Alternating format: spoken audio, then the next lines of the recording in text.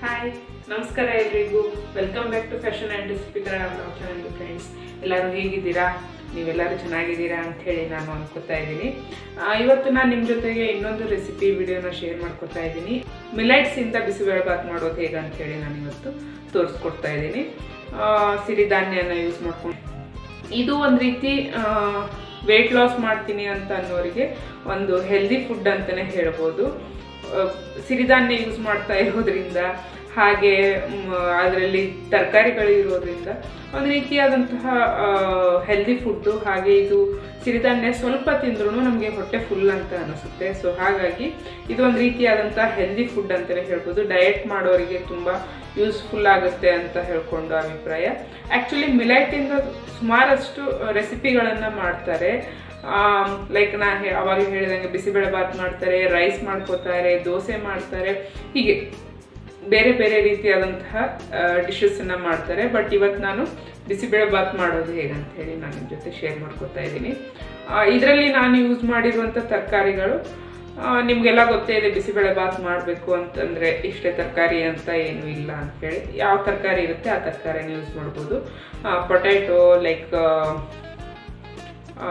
ನವಿಲುಕೋಸು, ಈ ರೀತಿ ಯಾವುದಿರುತ್ತೆ ಅದನ್ನು ಸಹ ನಾವು ಯೂಸ್ ಮಾಡ್ಕೋಬೋದು. ಬಟ್ ನಾನು ಇಲ್ಲಿ ಕೆಲವೊಂದಿಷ್ಟು ತರಕಾರಿಗಳನ್ನು ಅಷ್ಟೇ ಯೂಸ್ ಮಾಡಿದ್ದೀನಿ. ಹಾಗೆ ನಿಮ್ಮ ಹತ್ರ ಮೊಳಕೆ ಕಟ್ಟಿಸಿದ ಕಾಳಿತ್ತು ಅಂತಂದರೆ, ಹೆಸರು ಕಾಳು ಮೊಳಕೆ ಕಟ್ಟಿರುವಂತಹ ಹೆಸರು ಕಾಳಿತ್ತಂದರೆ ನೀವು ಅದನ್ನು ಸಹ ಹಾಕ್ಕೋಬೋದು. ಮೊಳಕೆ ಕಟ್ಟಿಸಿದ ಹೆಸರು ಕಾಳು ತುಂಬ ಹೆಲ್ತಿಗೆ ತುಂಬ ಬೆನಿಫಿಟ್ ಇದೆ. ರಿಚ್ ಪ್ರೋಟೀನ್ ಇರುವಂತಹ ಒಂದು ಏನು ಹೇಳ್ತೀವಿ ಕಾಳದು. ಸೊ ಹಾಗಾಗಿ ಮೊಳಕೆ ಕಟ್ಟಿಸಿದ್ದಂದರೆ ಇನ್ನೂ ತುಂಬ ಯೂಸ್ ಆಗುತ್ತೆ ಅದರಿಂದ ಹೆಲ್ತಿಗೆ. ಹಾಗೆ ಕೆಲವೊಬ್ರು ಇದಕ್ಕೆ ಕಡಲೆ ಬೀಜನ ಹಾಕ್ತಾರೆ. ಕಡಲೆ ಬೀಜನ ನೆನೆಸಿಟ್ಬಿಟ್ಟು ಅದನ್ನು ಅದ್ರ ಜೊತೆಗೆ ಹಾಕ್ತಾರೆ. ಅದು ಸಹ ತುಂಬ ಚೆನ್ನಾಗಿ ಟೇಸ್ಟ್ ಇರುತ್ತೆ. ಇಷ್ಟಪಡೋರು ಹಾಕೋಬೋದು, ಇಲ್ಲಾಂದರೆ ಹಾಕ್ಕೊಳ್ಳೋದೇನು ನೆಸಸರಿ ಇಲ್ಲ. ಸೊ ಹಾಗಿದ್ರೆ ಈ ಸಿರಿಧಾನ್ಯದಿಂದ ಮಾಡುವಂತಹ ಬಿಸಿಬೇಳೆ ಬಾತನ್ನು ಇವತ್ತು ನಾನು ನಿಮ್ಮ ಜೊತೆ ಶೇರ್ ಮಾಡ್ಕೋತಾ ಇದ್ದೀನಿ. ಅದನ್ನು ಮಾಡೋದು ಹೇಗಂತೇಳಿ ಹೋಗಿ ನೋಡ್ಕೊಂಬನ್ನಿ. ಅದ್ರ ಜೊತೆಗೆ ನಾನು ಬಿಸಿಬೇಳೆ ಬಾತ್ ಪುಡಿನೂ ಸಹ ಮಾಡೋದು ಹೇಗಂತೇಳಿ ಹೇಳ್ಕೊಡ್ತಾ ಇದ್ದೀನಿ. ಸೊ ಇದರಿಂದ ಲೈಕ್ ಎರಡೂ ನಿಮಗೆ ಒಂದೇ ವಿಡಿಯೋದಲ್ಲಿ ಸಿಗುತ್ತೆ. ಬಿಸಿಬೇಳೆ ಬಾತ್ ಪುಡಿ ಮಾಡೋದು, ಹಾಗೆ ಬಿಸಿಬೇಳೆ ಬಾತ್ ಸಿರಿಧಾನ್ಯದಿಂದ ಮಾಡೋ ಬಿಸಿಬೇಳೆ ಬಾತು ಒಂದೇ ವಿಡಿಯೋದಲ್ಲಿ ಸಿಗುತ್ತೆ. ಹಾಗಿದ್ರೆ ಯಾಕೆ ತಡ ಮಾಡೋದು, ಹೋಗಿ ಆ ವಿಡಿಯೋನ ನೋಡ್ಕೊಂಬರೋಣ. ಅದಕ್ಕೂ ಮುಂಚೆ ನನ್ನ ಚಾನಲ್ನ ಯಾರನ್ನೂ ಸಬ್ಸ್ಕ್ರೈಬ್ ಮಾಡ್ಕೊಂಡಿಲ್ಲ, ದಯವಿಟ್ಟು ಸಬ್ಸ್ಕ್ರೈಬ್ ಮಾಡ್ಕೊಳ್ಳಿ. ಪಕ್ಕದಲ್ಲಿ ಬರೋ ಬೆಲ್ ಐಕನ್ನ ಪ್ರೆಸ್ ಮಾಡಿ. ಇದರಿಂದ ನಾನು ಹಾಕೋ ಹೊಸ ಹೊಸ ವಿಡಿಯೋಗಳ ನೋಟಿಫಿಕೇಶನ್ ನಿಮಗೆ ಬರ್ತಾ ಹೋಗುತ್ತೆ. ಆಮೇಲೆ ಈ ಮಿಲೈಟನ್ನ ಯೂಸ್ ಮಾಡಿಕೊಂಡು, ಲೈಕ್ ನಾನಿಲ್ಲಿ ಅರ್ಕನ ಯೂಸ್ ಮಾಡಿಕೊಂಡು ಬಿಸಿಬೇಳೆ ಬಾತ್ ಮಾಡಿದ್ದೀನಿ. ನೀವು ಇದನ್ನೇ ಯೂಸ್ ಮಾಡ್ಕೊಂಡು ಮಾಡಬೇಕು ಅಂತೇನಿಲ್ಲ. ಸಾಮೆ, ಉರಗ, ಲೈಕ್ ಈ ಥರ ಬೇರೆ ಬೇರೆ ಸಿರಿಧಾನ್ಯ ಇದೆ. ರಾಗಿ ಒಂದು ಬಿಟ್ಟು ಬೇರೆ ಬೇರೆ ಸಿರಿಧಾನ್ಯಗಳಲ್ಲಿನೂ ನೀವು ಇದನ್ನು ಮಾಡ್ಕೋಬೋದು ಬಿಸಿಬೇಳೆ ಬಾತು. ಹಾಗೆ ಬಿಸಿಬೇಳೆ ಬಾತಿಂದ ನೀವು ಯಾವೆಲ್ಲ ರೆಸಿಪಿನ ಮಾಡ್ತೀರಾ ಅಂತ ಹೇಳ್ಕೊಂಡು ನನಗೆ ಕೆಳಗೆ ಕಮೆಂಟಲ್ಲಿ ತಿಳಿಸಿ. ನಾನು ಅದನ್ನು ಟ್ರೈ ಮಾಡ್ತೀನಿ, ಹೇಗಿದೆ ಅಂಥೇಳಿ ನಿಮಗೆ ಫೀಡ್ಬ್ಯಾಕ್ ಸಹ ಕೊಡ್ತೀನಿ. ಸೊ ಹಾಗಿದ್ರೆ ಯಾಕೆ ತಡ ಮಾಡೋದು, ಬನ್ನಿ ಸಿರಿಧಾನ್ಯದ ಬಿಸಿಬೇಳೆ ಬಾತ್ ಮಾಡೋದು ಹೇಗೆ ಹೋಗಿ ನೋಡ್ಕೊಂಬರೋಣ. ಇಲ್ಲಿ ನಾನು ಮೊದಲಿಗೆ ಈ ಮಿಲೈಟನ್ನು ತೊಗೊಂಡಿದ್ದೀನಿ, ಈ ಸಿರಿಧಾನ್ಯನ ತೊಗೊಂಡಿನಿ. ಹರಕ ಅಂತ ಹೇಳ್ಕೊಂಡು ಇದು ಸಿರಿಧಾನ್ಯ ಯಾವ್ದು ತೊಗೊಂಡು ಬರುತ್ತೆ. ನಾನು ಮನ್ನಾ ಕಂಪ್ನಿ ತೊಗೊಂಡಿದ್ದೀನಿ, ಬೇರೆ ಕಂಪ್ನಿದಾದರೂ ಪರವಾಗಿಲ್ಲ. ಹಾಗೆ ಇದಕ್ಕೆ ಜೊತೆಗೆ ನಾನು ಹೆಸರುಬೇಳೆ ಹಾಕ್ತಾಯಿದ್ದೀನಿ. ಸೊ ಹೆಸರುಬೇಳೆ ಮತ್ತು ಈ ಸಿರಿಧಾನ್ಯನ ಎಷ್ಟು ಪ್ರಮಾಣದಲ್ಲಿ ಅಂದರೆ, ನಾನು ಇಲ್ಲಿ ತೋರಿಸ್ತಾ ಇದ್ದೀನಲ್ಲ ಈ ಸಣ್ಣ ಗ್ಲಾಸಲ್ಲಿ 1 ಗ್ಲಾಸ್ನಷ್ಟು ನಾನು ಸಿರಿಧಾನ್ಯನ ತೊಗೋತಾ ಇದ್ದೀನಿ. ನಾನು ಮಾಡ್ತಾ ಇರೋದು ಇಬ್ಬರಿಗೋಸ್ಕರ ಆಗಿರೋದ್ರಿಂದ ನನಗೆ ಇಷ್ಟೇ ಸಾಕಾಗುತ್ತೆ. ನೀವು ಜಾಸ್ತಿ ಜನ ಇದ್ದರೆ ನೋಡಿಕೊಂಡು ನೀವು ಜಾಸ್ತಿ ಹಾಕ್ಕೋಬೋದು. ಹಾಗೆ ಇಲ್ಲಿ ಅರ್ಧ ಲೋಟದಷ್ಟು ತೊಗರಿಬೇಳೆನ ಹಾಕ್ಕೋತಾ ಇದ್ದೀನಿ, ಹೆಸರುಬೇಳೆನ ಹಾಕ್ಕೋತಾ ಇದ್ದೀನಿ. ಅಂದರೆ ಒಂದು ಕಪ್ಪು ಸಿರಿಧಾನ್ಯ ಇದ್ದರೆ ಅರ್ಧ ಕಪ್ಪು ನಮಗೆ ಬೇಳೆ ಇರಬೇಕು.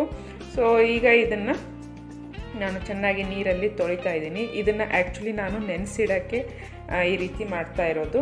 ಇದು ನೆನೆಸಿಟ್ಟಷ್ಟು ಟೇಸ್ಟು ತುಂಬ ಚೆನ್ನಾಗಿರುತ್ತೆ. ಸೊ ರಾತ್ರಿಯೇ ನಾನು ಇದನ್ನು ನೆನೆಸಿಡ್ತಾ ಇದ್ದೀನಿ. 2-3 ಸತಿ ಚೆನ್ನಾಗಿ ತೊಳೆದಾಗಿಂದ ಈಗ ಇದನ್ನು ನಾನು ನೆನೆಸಿ ರಾತ್ರಿ ಇಡೀ ಬಿಡ್ತೀನಿ. ಸೊ ಈಗ ಇದನ್ನು ಪಕ್ಕಕ್ಕೆ ಇಟ್ಕೊಳ್ಳೋಣ. ಬಿಸಿಬೇಳೆ ಬಾತ್ ಮಾಡೋದಕ್ಕೆ ಮೊದಲು ಪುಡಿ ರೆಡಿ ಮಾಡ್ಕೋಬೇಕು. ಆ ಪುಡಿಗೆ ಏನೆಲ್ಲ ಬೇಕು ಅಂತ ಹೇಳಿ ನೋಡೋದಾದರೆ, ಇಲ್ಲಿ 2 ಚಮಚದಷ್ಟು ನಾನು ಕಡಲೆಬೇಳೆ ತೊಗೊಂಡಿದ್ದೀನಿ, ಹಾಗೆ 2 ಚಮಚದಷ್ಟು ಉದ್ದಿನಬೇಳೆ, 2 ಸಮ ಪ್ರಮಾಣದಲ್ಲಿ ತೊಗೊಂಡಿದ್ದೀನಿ. ಇದು ಒಂದು 3 ರಿಂದ 4 ಕೊತ್ತಂಬರಿ ಬೀಜ ಇದೆ, 3 ರಿಂದ 4 ಚಮಚದಷ್ಟು ಕೊತ್ತಂಬರಿ ಬೀಜ ಇದೆ.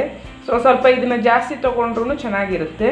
ಹಾಗೆ ಒಂದು ಅರ್ಧ ಸ್ಪೂನ್ನಷ್ಟು ಮೆಂತ್ಯ ತೊಗೊಂಡಿದ್ದೀನಿ, 1 ಸ್ಪೂನ್ನಷ್ಟು ಸಾಸಿವೆ, ಹಾಗೆ 1 ಸ್ಪೂನ್ನಷ್ಟು ಜೀರಿಗೆ ತೊಗೊಂಡಿದ್ದೀನಿ, 1 ಇಂಚಿನಷ್ಟು ನಾನಿಲ್ಲಿ ಚಕ್ಕೆ ತೊಗೊಂಡಿದ್ದೀನಿ, ಹಾಗೆ ಒಂದು 4 ಲವಂಗನ ತೊಗೊಂಡಿದ್ದೀನಿ. ಇದಿಷ್ಟು ಮಸಾಲೆ ಬಿಸಿಬೇಳೆಬಾತ್ ಮಾಡೋಕ್ಕೆ ಬೇಕು. ಹಾಗೆ ಒಂದು ಅರ್ಧ ಚಮಚದಷ್ಟು ಗಸಗಸೆನ ಹಾಕ್ಕೋತಾ ಇದ್ದೀನಿ, ಟೇಸ್ಟ್ ಚೆನ್ನಾಗಿ ಬರುತ್ತೆ, ಹಾಗೆ ತಿಕ್ನೆಸ್ ಇರುತ್ತೆ ಅಂತ ಹೇಳ್ಕೊಂಡು. ಮತ್ತು ಇದಕ್ಕೆ ಒಂದು ಸ್ವಲ್ಪ ಅರಿಶಿನ, ಫ್ರೈ ಮಾಡ್ಕೊಳ್ಳೋಕ್ಕೆ ಒಂದು ಸ್ವಲ್ಪ ಎಣ್ಣೆ, ಹಾಗೆ ಖಾರಕ್ಕೆ ಅನುಗುಣವಾಗಿ ನಾನಿಲ್ಲಿ ಒಣಮೆಣಸು ತೊಗೊಂಡಿದ್ದೀನಿ. ಇದರಲ್ಲಿ ಗುಂಟೂರು ಮೆಣಸು ಹಾಗೆ ಬ್ಯಾಡಗಿ ಮೆಣಸು 2 ಮಿಕ್ಸ್ ಆಗಿದೆ. ಇದು ಒಂದು 10 ರಿಂದ 12 ಮೆಣಸನ್ನು ತೊಗೊಂಡಿದ್ದೀನಿ, ಒಣಮೆಣಸನ್ನು. ಖಾರಕ್ಕೆ ಎಷ್ಟು ಬೇಕು ನೋಡ್ಕೊಂಡ್ಬಿಟ್ಟು ಹಾಕ್ಕೋಬೋದು. ಇದಿಷ್ಟು ಐಟಮ್ ಈಗ ಬಿಸಿಬೇಳೆಬಾತ್ ಪೌಡರ್ ರೆಡಿ ಮಾಡ್ಕೊಳ್ಳೋಕ್ಕೆ ಬೇಕಾಗಿರೋದು. ಈಗ ಪೌಡರ್ ಹೇಗೆ ರೆಡಿ ಮಾಡ್ಕೊಳ್ಳೋದು ಅಂತೇಳಿ ಹೋಗಿ ನೋಡ್ಕೊಂಬರೋಣ. ನಾನಿಲ್ಲೀಗ ಒಂದು ಪ್ಯಾನಿಗೆ ಒಂದು ಸ್ಪೂನ್ನಷ್ಟು ಎಣ್ಣೆ ಹಾಕ್ಕೊಂಡ್ಬಿಟ್ಟು ಅದು ಸ್ವಲ್ಪ ಬಿಸಿ ಆಗ್ತಿದ್ದಂಗೆ ನಾನು ಕಡಲೆಬೇಳೆ ಮತ್ತು ಉದ್ದಿನಬೇಳೆನ ಹಾಕ್ಕೋತಾ ಇದ್ದೀನಿ, ಎರಡೂ ಒಟ್ಟಿಗೆ ಹಾಕ್ಕೋತಾ ಇದ್ದೀನಿ. ಹಾಕ್ಕೊಂಡ್ಬಿಟ್ಟು ಇದು ಸ್ವಲ್ಪ ಕೆಂಪಗಾಗೋ ತನಕ ಹುರ್ಕೋಬೇಕು. ಉದ್ದಿನಬೇಳೆ ಕೆಂಪಗಾಗಿ ಒಂದು ಘಮ ಬರುತ್ತೆ, ಅಲ್ಲಿ ತನಕ ಇದನ್ನು ಹುರ್ಕೋಬೇಕು. ಲೈಟಾಗಿ ಸಣ್ಣ ಉರಿಲೇ ಇಟ್ಕೊಂಡು ಚೆನ್ನಾಗಿ ಹುರ್ಕೊಂಡ್ರೆ ಪರಿಮಳ ಚೆನ್ನಾಗಿ ಬರ್ತಾ ಇರುತ್ತೆ. ಆ ಟೈಮಲ್ಲಿ ನಾವು ಮತ್ತೆ ನೆಕ್ಸ್ಟ್ ಇಂಗ್ರೀಡಿಯೆಂಟ್ಸ್ ಹಾಕ್ಕೋಬೋದು. ಈಗ ನೋಡ್ತಾ ಇದ್ದೀರಲ್ಲ, ಇದು ಲೈಟಾಗಿ ಕೆಂಪಾಗಿದೆ, ಹಾಗೆ ಘಮನೂ ಬರ್ತಾ ಇದೆ. ಈಗ ಇದಕ್ಕೆ ನಾನು ಕೊತ್ತಂಬರಿ ಬೀಜನ ಹಾಕ್ತಾ ಇದ್ದೀನಿ. ಎಲ್ಲ 2 ಚಮಚದಷ್ಟು ಕೊತ್ತಂಬರಿ ಬೀಜ ಇದೆ, ಸ್ವಲ್ಪ ಜಾಸ್ತಿ ಇದ್ದರೂ ಪರವಾಗಿಲ್ಲ. ಈಗ ಇದನ್ನು ಹಾಕಿಬಿಟ್ಟು ಹುರ್ಕೊಳ್ಳೋಣ. ಇದು ಅಷ್ಟೇ ಲೈಟಾಗಿ ಕೆಂಪಾಗಬೇಕು. ಎಲ್ಲ ಒಟ್ಟಿಗೆ ಹಾಕ್ಕೊಳ್ಳೋದು, ಬಟ್ ಹುರ್ಕೊಳ್ಳೋಕ್ಕಿಂತ ಮುಂಚೆ ಸಪ್ರೇಟಾಗಿನೇ ಹುರ್ಕೋತಾ ಇರೋದು. ಒಂದೊಂದು ಹುರ್ಕೊಂಡಾಗಿಂತ ಮತ್ತು ಬೇರೆ ಇಂಗ್ರೀಡಿಯೆಂಟ್ಸನ್ನ ಹಾಕ್ಕೋತಾ ಇರೋದು. ಇದನ್ನು ಈಗ ನಾವು ಚೆನ್ನಾಗಿ ಹುರ್ಕೋಬೇಕು. ಮೀಡಿಯಮ್ ಉರಿಲಿರೋದ್ರಿಂದ ನಿಧಾನಕ್ಕೆ ರೋಸ್ಟ್ ಆಗ್ತಾ ಇರುತ್ತೆ. ಕಂಟಿನ್ಯೂಸ್ ಆಗಿ ನಾವು ಕೈ ಆಡಿಸ್ತಾ ಇರಬೇಕು. ಹಾಗೆ ಅದು ಕೆಂಪು ಆಗ್ತಾ ಇದೆ ಅನ್ನೋ ಅಷ್ಟೊತ್ತಿಗೆ ನಾವು ಅದಕ್ಕೆ ಒಂಚೂರು ಮೆಂತೆ, ಒಂದು ಅರ್ಧ ಚಮಚದಷ್ಟು ಮೆಂತೆ ಮತ್ತು ಸಾಸಿವೆ ಎರಡೂ ಹಾಕ್ಕೋಬೇಕು. ಸಾಸಿವೆ ಚಿಟಪಟ ಅನ್ನೋ ತನಕ ನಾವು ಹುರ್ಕೊಂಡ್ರೆ ಸಾಕು. ಮೆಂತೆ ಕೆಂಪಾಗುತ್ತೆ, ಓವರ್ ಕುಕ್ ಮಾಡಬೇಡಿ. ಮೆಂತೆ ಕೆಂಪಾಗಿಬಿಟ್ರೆ ನಮಗೆ ಸಿಕ್ಕಾಪಟ್ಟೆ ಕಹಿ ಬರುತ್ತೆ ಪುಡಿ. ಹಾಗೆ ಇದಕ್ಕೆ ಈಗಲೇ ನಾನು ಚಕ್ಕೆ ಮತ್ತು ಲವಂಗನ ಹಾಕ್ಕೊಂಡು ರೋಸ್ಟ್ ಮಾಡ್ತಾಯಿದ್ದೀನಿ. ಜಸ್ಟ್ ಬಿಸಿ ಆದರೆ ಸಾಕು, ಅದು ನಮಗೆ ಮಿಕ್ಸಿ ಗ್ರೈಂಡ್ ಮಾಡಬೇಕಾದ್ರೆ ಅದು ಚೆನ್ನಾಗಿ ಪುಡಿ ಆಗಬೇಕು. ಅದಕ್ಕೋಸ್ಕರ ಅದನ್ನು ಹಾಕಿಬಿಟ್ಟು ನಾನು ಚೆನ್ನಾಗಿ ಹುರ್ಕೋತಾ ಇದ್ದೀನಿ ಬೆಚ್ಚಗಾಗುವಷ್ಟು. ಈಗ ಇದಕ್ಕೆ ಗಸಗಸೆ ಹಾಕ್ಕೋತಾ ಇದ್ದೀನಿ. 1 ಚಮಚದಷ್ಟು ಗಸಗಸೆನ ಹಾಕ್ಕೊಂಡು ರೋಸ್ಟ್ ಮಾಡ್ತಾಯಿದ್ದೀನಿ. ಗಸಗಸೆನೂ ಸ್ವಲ್ಪ ಬೆಚ್ಚಗಾದರೆ ಸಾಕಾಗುತ್ತೆ. ಎಲ್ಲ ಇಂಗ್ರೀಡಿಯೆಂಟ್ಸು ಚೆನ್ನಾಗಿ ಹುರ್ಕೊಂಡ್ರೆ ಅದು ಪುಡಿಯ ಪರಿಮಳನೂ ಚೆನ್ನಾಗಿರುತ್ತೆ, ಹಾಗೆ ನಮಗೆ ಅದರಿಂದ ಮಾಡುವಂತಹ ಡಿಶ್ ಸಮೇತ ಚೆನ್ನಾಗಿರುತ್ತೆ. ಈಗ ಅದೆಲ್ಲ ಹುರ್ಕೊಂಡಾಗಿಂದ ನಾನು ಅದನ್ನು ಎತ್ತಿ ಪಕ್ಕಕ್ಕೆ ಇಟ್ಕೊಂಡಿದ್ದೀನಿ. ಇದಕ್ಕೆ ಈಗ ನಾನು ಅದರಲ್ಲಿ ಸ್ವಲ್ಪ ಎಣ್ಣೆ ಇರುತ್ತಲ್ಲ, ಅದಕ್ಕೆ ನಾನು ಒಣಮೆಣಸನ್ನು ಹಾಕ್ಕೊಂಡಿದ್ದೀನಿ. ಇದಕ್ಕೇನು ಎಕ್ಸ್ಟ್ರಾ ಎಣ್ಣೆ ಬೇಕು ಅಂತಿಲ್ಲ, ಅಷ್ಟರಲ್ಲೇ ನಾವು ಹುರ್ಕೋಬೋದು. ಸಣ್ಣ ಉರಿಲೇ ಇಟ್ಕೊಂಡು ಬ್ಯಾಡಗಿ ಮೆಣಸು ಮತ್ತು ಗುಂಟೂರು ಮೆಣಸು 2 ಇದೆ. ಸ್ವಲ್ಪ ಇದನ್ನು ರೋಸ್ಟ್ ಆಗೋ ತನಕ, ಒಣಮೆಣಸು ರೋಸ್ಟ್ ಆಗೋ ತನಕ ಹುರ್ಕೋಬೇಕು. ಇದು ಹುರ್ಕೋಬೇಕಾದ್ರೆ ನಾವು ಇದ್ರ ಜೊತೆಗೆ ಜೀರಿಗೆ ಹಾಕ್ಕೋತಾ ಇದ್ದೀನಿ. ಜೀರಿಗೆನೂ ಅಷ್ಟೇ ಜಾಸ್ತಿ ಎಣ್ಣೆ ಏನು ಬೇಡ, ಲೈಟಾಗಿ ರೋಸ್ಟ್ ಆದರೆ ಸಾಕಾಗುತ್ತೆ. ಹಾಗಾಗಿ ಒಣಮೆಣಸಿನ ಜೊತೆನೇ ಹಾಕ್ಕೊಂಡು ರುಬ್ಕೋತಾ ಇದ್ದೀನಿ. ಇದು 2 ಚೆನ್ನಾಗಿ ರೋಸ್ಟ್ ಆಗೋ ತನಕ ಕೈ ಬಿಡಲಾರ್ದಂಗೆ ಮೀಡಿಯಮ್ ಉರಿಲಿ ಹುರ್ಕೋಬೇಕು. ನೀವಿಲ್ಲಿ ನೋಡ್ತಾ ಇದ್ದೀರಲ್ಲ, ಇಷ್ಟು ರೋಸ್ಟ್ ಆದರೆ ಸಾಕು. ಈಗ ಚೆನ್ನಾಗಿ ರೋಸ್ಟ್ ಆಗಿದೆ ಅಂದಿಂದ ನಾನು ಇದನ್ನು ತಣ್ಣಗಾಗಕ್ಕೆ ಬಿಡಬೇಕು. ಮಿಕ್ಸಿ ಜಾರಿಗೆ ಹಾಕಿ ಇಟ್ಟಿದ್ದೀನಿ, ತಣ್ಣಗಾಗಕ್ಕೆ ಬಿಟ್ಟಿಂದ. ಎಲ್ಲ ಇಂಗ್ರೀಡಿಯೆಂಟ್ಸು ಇದರಲ್ಲಿ ಹಾಕಿದ್ದೀನಿ.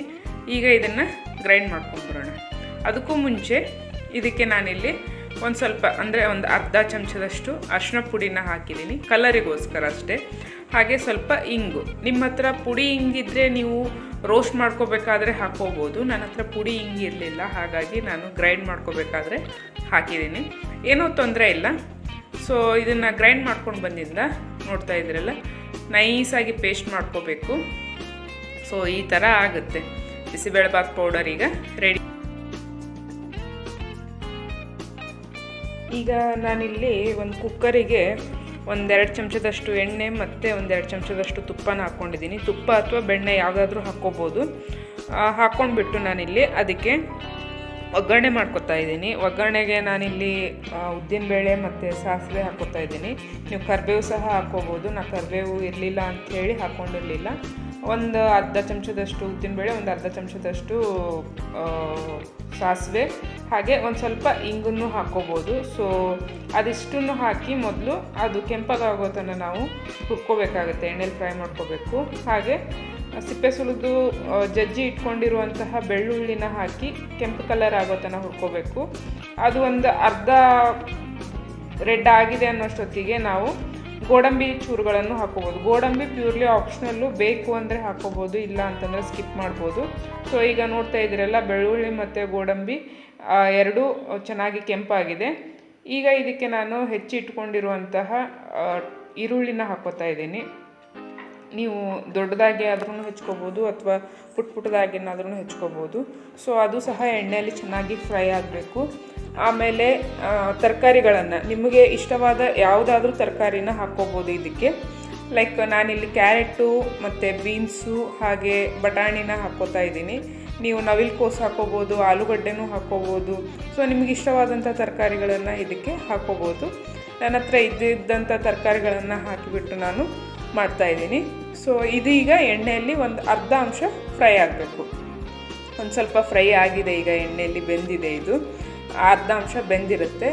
ಈಗ ಇದಕ್ಕೆ ನಾನು ನೀರನ್ನು ಆ್ಯಡ್ ಮಾಡ್ತಾಯಿದ್ದೀನಿ. ನಾನು ತೊಗೊಂಡಿರುವಂಥದ್ದು ಮಿಲೆಟ್ಸು, ಅದಕ್ಕೆ ತಕ್ಕಂಗೆ ನೀರನ್ನು ಆ್ಯಡ್ ಮಾಡ್ತಾಯಿದ್ದೀನಿ. ಇಲ್ಲಿ 3 ಲೋಟದಷ್ಟು ನಾನು ನೀರು ಹಾಕ್ತಾಯಿದ್ದೀನಿ. ನಿಮಗೆ ತೋರಿಸಿದೆ ಲೋಟದ ಅಳತೆನ. ನಾನು ಮಿಲೆಟ್ಸ್ ಯಾವ ಅಳತೆಯಲ್ಲಿ ತೊಗೊಂಡಿದ್ದೆ, ಸೊ ಅದಕ್ಕೆ 4 ಪಟ್ಟು ದೊಡ್ಡದಾಗಿರುವಂತಹ ಲೋಟದಲ್ಲಿ ನಾನು ನೀರು ಹಾಕ್ತಾಯಿದ್ದೀನಿ. ಅನ್ನಕ್ಕೆ ಹೇಗೆ ತೊಗೋತೀವಿ ಸ್ವಲ್ಪ ಹಾಗೆ, ಬಟ್ ಒಂಚೂರು ಜಾಸ್ತಿ ನೀರು ಬೇಕಾಗುತ್ತೆ. ಯಾಕಂದರೆ ಬಿಸಿಬೇಳೆಬಾತ್ ಅಂದಾಗ ಸ್ವಲ್ಪ ನೀರಾಗಿ ಇರುತ್ತೆ. ಹಾಗಾಗಿ ನೀರು ಹಾಕ್ಕೊಂಡಾಗಿಂದ ಅದಕ್ಕೆ ನಾನು ಉಪ್ಪು, ಹುಳಿ, ಖಾರ, ಲೈಕ್ ಉಪ್ಪು, ಹುಳಿ ಪುಡಿ ಎಲ್ಲ ಹಾಕ್ಕೋಬೇಕಾಗತ್ತೆ ಈಗಲೇ. ಇಲ್ಲಿ ಹುಣಸೆಹಣ್ಣು ಹಿಂಡಿ ಇಟ್ಕೊಂಡಿರುವಂಥ ರಸನೂ ಹಾಕಿದೆ. ಹಾಗೆ ಸಿಹಿಗೋಸ್ಕರ ಸ್ವಲ್ಪ ಬೆಲ್ಲನೂ ಹಾಕಿದೆ. ಹುಳಿ ಹಾಕಿ ಆಗಿಂದ ಸ್ವಲ್ಪ ಸ್ವೀಟು ಹಾಕಿದರೆ ಒಳ್ಳೆಯದು, ಬೇಕು ಅಂದರೆ ಹಾಕ್ಕೋಬೋದು. ಹಾಗೆ ನಾನು ಪುಡಿ ಮಾಡಿ ಇಟ್ಕೊಂಡಿರುವಂತಹ ಪೌಡರನ್ನ ಹಾಕ್ಕೋತಾ ಇದ್ದೀನಿ. ಈ ಪೌಡ್ರು ನನಗೆ ಒಂದು ಸಲ ಮಾಡಿದರೆ 2-3 ಸಲಕ್ಕೆ ಸಾಕಾಗುತ್ತೆ. ಇಲ್ಲಿ ನಾನು ಒಂದು 2 ಚಮಚದಷ್ಟು ಪೌಡ್ರನ್ನ ಹಾಕಿದ್ದೀನಿ ಇದಕ್ಕೆ ಬಿಸಿಬೇಳೆಬಾತಿಗೆ. ನಾನು ಇಬ್ಬರಿಗೆ ಮಾಡ್ತಾ ಇರೋದ್ರಿಂದ ಇಷ್ಟೇ ಸಾಕಾಗುತ್ತೆ. ಹಾಗೆ ಇದಕ್ಕೆ ನಾನು ಸ್ವಲ್ಪ ಗರಂ ಮಸಾಲೆ, ಒಂದು ಅರ್ಧ ಚಮಚದಷ್ಟು ಗರಂ ಮಸಾಲೆನ ಹಾಕಿ ಮಿಕ್ಸ್ ಮಾಡ್ತಾ ಇದ್ದೀನಿ. ಇದು ಈಗ ಚೆನ್ನಾಗಿ ಕುದಿ ಬರಬೇಕು. ಇದು ಚೆನ್ನಾಗಿ ಕುದಿ ಬರ್ತಾ ಇದೆ ಅನ್ಬೇಕಾದ್ರೆ ನಾನಿಲ್ಲಿ ರಾತ್ರಿ ನೆನೆಸಿಟ್ಟಿರುವಂತಹ ಮಿಲೆಟ್ಸ್ ಮತ್ತು ಬೇಳೆನ ಎರಡೂ ಚೆನ್ನಾಗಿ ತೊಳೆದ್ಬಿಟ್ಟು ಮತ್ತೊಂದು ಸರ್ತಿ ಅದನ್ನು ಇದಕ್ಕೆ ಆ್ಯಡ್ ಮಾಡ್ತಾಯಿದ್ದೀನಿ.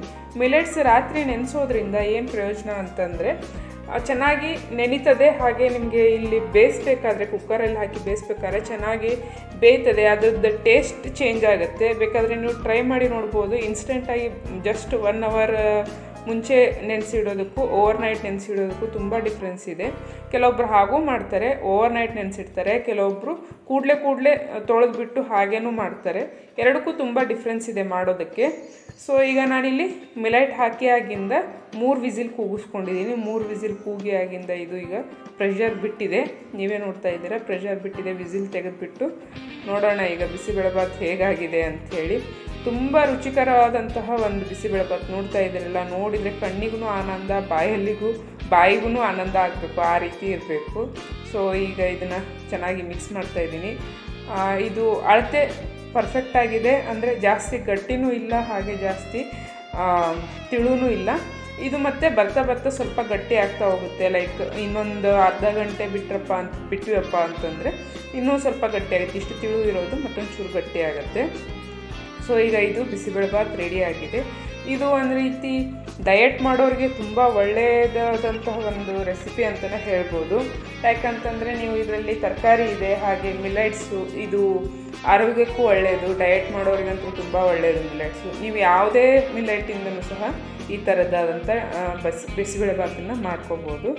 ಸೊ ಈಗ ನಾನಿಲ್ಲಿ ಇದನ್ನು ಸರ್ವ್ ಮಾಡ್ತಾಯಿದ್ದೀನಿ. ಇದು ಮೇಲ್ಗಡೆ ಬಿಸಿಬೇಳೆ ಬಾತ್ ಮೇಲ್ಗಡೆಗೆ ಸ್ವಲ್ಪ ತುಪ್ಪ ಹಾಕಿಬಿಟ್ಟು, ಹಾಗೆ ಇದಕ್ಕೆ ಬೂಂದಿ ಕಾಳು ಅಂಥೇಳಿ ಸಿಗುತ್ತೆ, ಅದನ್ನಾದರೂ ಹಾಕ್ಬೋದು, ಅಥವಾ ಈ ರೀತಿ ಮಿಕ್ಸ್ಚರ್ ಹಾಕ್ಕೊಂಡು ಸಹ ತಿನ್ಬೋದು. ತುಂಬ ಟೇಸ್ಟಿಯಾಗಿರುತ್ತೆ. ಬೂಂದಿ ಕಾಳು ಇದ್ರೂ ಇನ್ನೂ ಟೇಸ್ಟಿಯಾಗಿರುತ್ತೆ. ಸೊ ಮನೆಯಲ್ಲಿ ನೀವು ಇದನ್ನು ಟ್ರೈ ಮಾಡಿ ಹೇಗಿದೆ ಅಂಥೇಳಿ ನನಗೆ ಕಮೆಂಟಲ್ಲಿ ತಿಳಿಸಿ. ಬಿಸಿ ಬಿಸಿಯಾದಂಥ ಬಿಸಿಬೇಳೆ ಬಾತ್ ಎಲ್ಲರೂ ಮನೆಯಲ್ಲಿ ಮಾಡಿಬಿಟ್ಟು ಹೇಗಿದೆ ಅಂತ ನನಗೆ ತಿಳಿಸಿ. ಇವತ್ತಿನ ಈ ವಿಡಿಯೋದೊಂದಿಗೆ ನಾನು ಹೋಗ್ಬರ್ತೀನಿ. ನೆಕ್ಸ್ಟ್ ಇನ್ನೊಂದು ವಿಡಿಯೋದಲ್ಲಿ ಸಿಗ್ತೀನಿ. ಅಲ್ಲಿವರೆಗೂ ಬಾಯ್.